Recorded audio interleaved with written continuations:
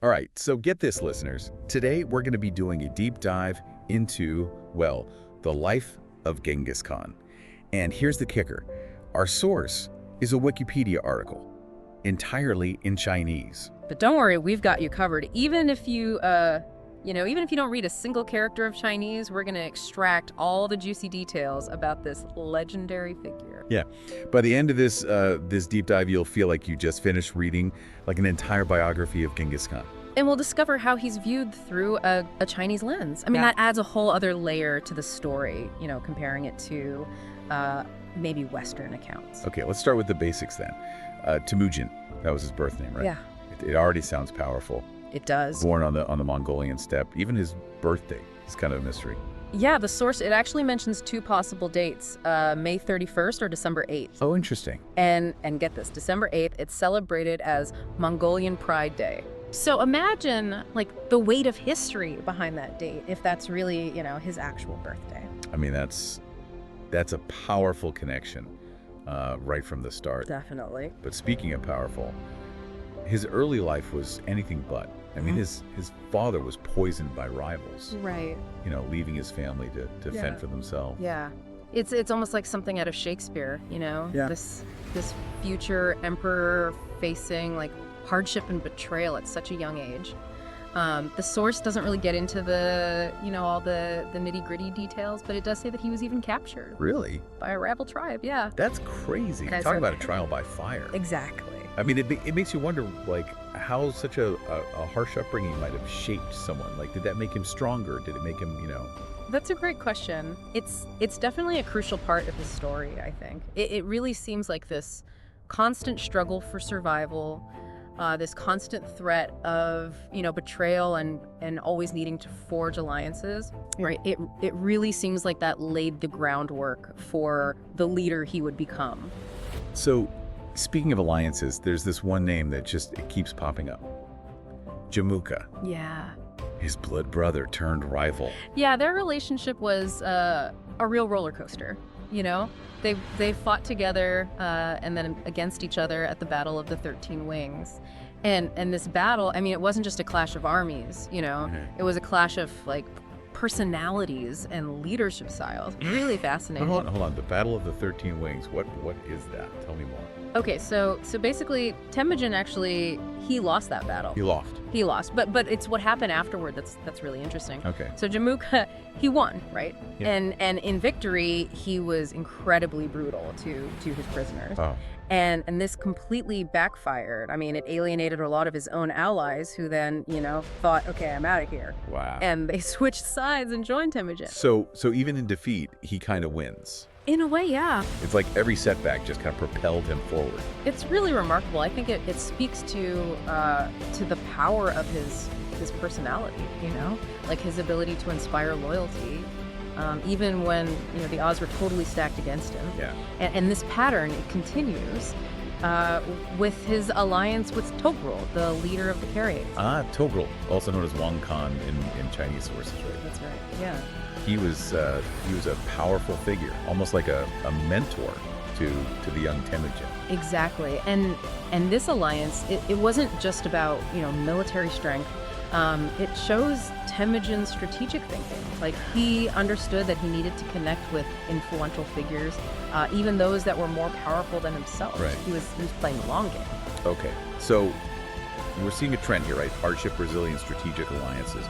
But what's the bigger picture? What was he aiming for with all of this? Well, remember, at this point, the Mongols were they were really just a collection of different tribes, and they were constantly fighting with each other. Right. Temujin, though, through his cunning and his leadership, he was laying the foundation for something much bigger, something unprecedented, really, the unification of Mongolia. And that unification is where Temujin, that's where he really becomes the Genghis Khan we know from history. Okay, so how does this scattered group of tribes actually become this unified force. It's not like they just all decided to get along one day. Right. No, you're absolutely right. It was a process. Yeah. It was a series of pivotal battles, really, that cemented his dominance. Yeah, right. The source highlights 3 main campaigns against the Tatars first, longtime enemies of the Mongols, then the Merkits, known for their horsemanship. Oh, yeah? And then finally the Naimans. The Naimans. They sound like a serious challenge. They controlled a vast territory. They even had like a sophisticated administrative system in place. Wow. So their defeat was a major turning point. Yeah. It really shifted the balance of power in Temujin's favor. And it was shortly after this victory that at a grand assembly, they called it the Kurultai, in 1206, he was given the title Genghis Khan. Genghis Khan. I mean, just saying the name, it kind of sends chills down my spine. Yeah. But what does it actually mean? I mean, does the source give us any clues? It's interesting because even today, the meaning of Genghis, it's still debated. Really? Yeah. The source presents 2 main theories. Okay. So one suggests that it's derived from the Mongolian word Chinggis, Okay. which means strong or firm. Oh, I see. Which, I mean, that definitely fits, with this image as a powerful, unyielding leader. It does. Yeah. Well, what about the other theory? The other possibility is that it's connected to the word Tenghis, Tenghis. which means ocean or sea. Oh, wow. Yeah, so that kind of implies this vastness and depth of power, almost like he was this force of nature, Yeah. It really makes you think about how his influence extended far beyond, just military conquests. Both interpretations are pretty powerful. I mean, he definitely reshaped the world around him. Okay. So we've got a unified Mongolia, a leader with a name that echoes through history. What happens next? Well, it's not exactly peace and quiet. Yeah, I figured. This is where Genghis Khan, he really sets his sights on a much, much grander stage. Okay. The source goes on to detail this series of conquests that would eventually reshape the map of Eurasia. All right, so this is what our listeners want to hear about, right? Like Yep. the legendary Mongol military campaigns. Yeah. So give us some of the highlights. So instead of just listing, all the different places he conquered, let's pick a few that really bring this history to life. Yeah. So the source describes his campaign against the Western Xia, Oh. which was a kingdom in northwest China. So when he besieged their capital city, Zongxing, he did something really remarkable. Yeah. He diverted a river What? to flood the city. That's It incredible. really shows his strategic ingenuity, like using the environment as a weapon. That's next level. Yeah. It's not just a brute force. It's like a real understanding of strategy and how to use the landscape to his advantage. Exactly, yeah. And it wasn't just military might. The source also mentions this fascinating encounter that Genghis Khan had with a Taoist master, Qiu Chuji. Okay. And this is where the Chinese perspective, really comes in. So Qiu Chuji, he had declined invitations from Chinese emperors, Really? but he accepted Genghis Khan's invitation to meet. That's interesting. I mean, what would make Genghis Khan so compelling to like a spiritual figure, That's a great question. I think historians are still kind of pondering that one. But it hints at his charisma, and maybe even a genuine interest in understanding different philosophies and cultures. I mean, remember, this is a leader who was exposed to all these different belief systems during his conquest. Right. It makes you wonder what they talked about. A powerful conqueror and a spiritual master. Yeah. Fascinating. All right, so back to the wars. Okay, yeah.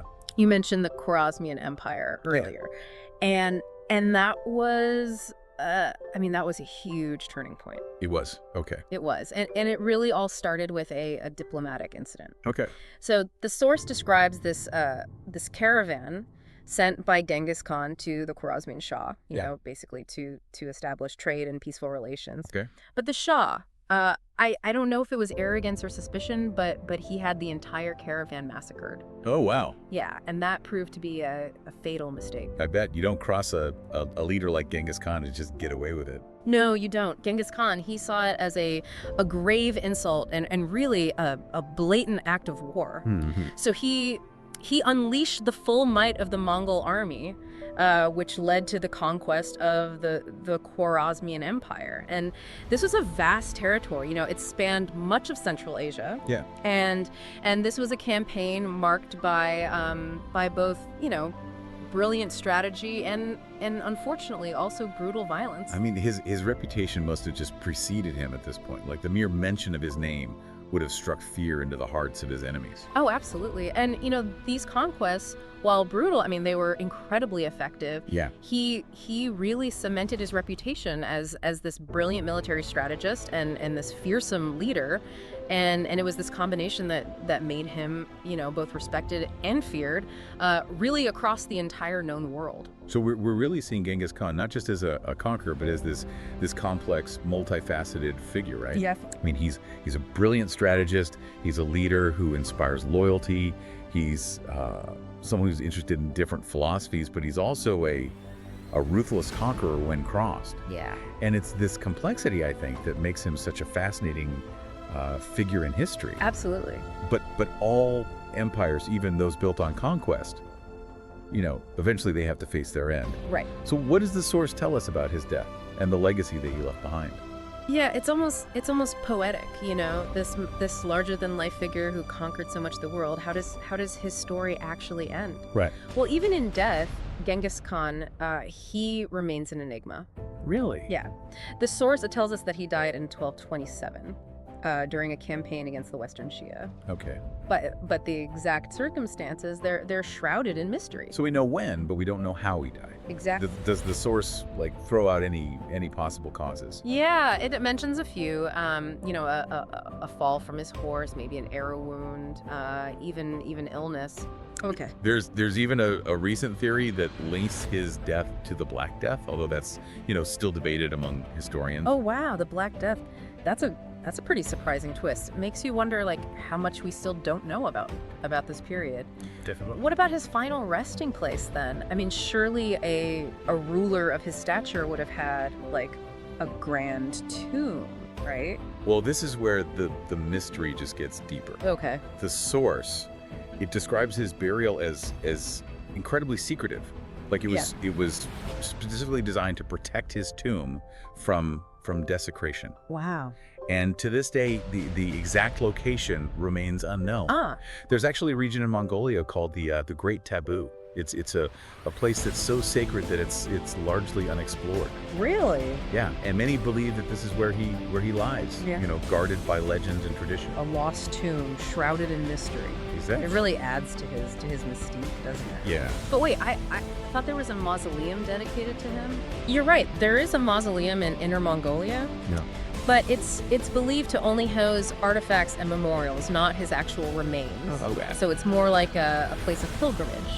A way to honor his memory, even without knowing the exact location of his burial site. So it's almost like he vanished into the mists of history, leaving behind only stories and whispers. Yeah. And speaking of stories, we haven't even talked about how he's perceived within Chinese culture. Right.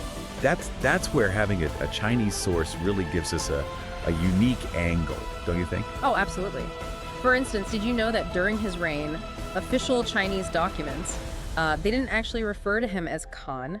They called him Genghis Emperor. Genghis Emperor. I've never even heard that before. I mean, that's so different from the image we often get, in Western accounts, like the barbarian warlord. Exactly, and it highlights how historical figures can be seen through very, very different lenses. Yeah. Depending on the cultural context, I mean, the title emperor, it carries a specific weight in Chinese culture. Yeah. It implies a mandate from heaven, right?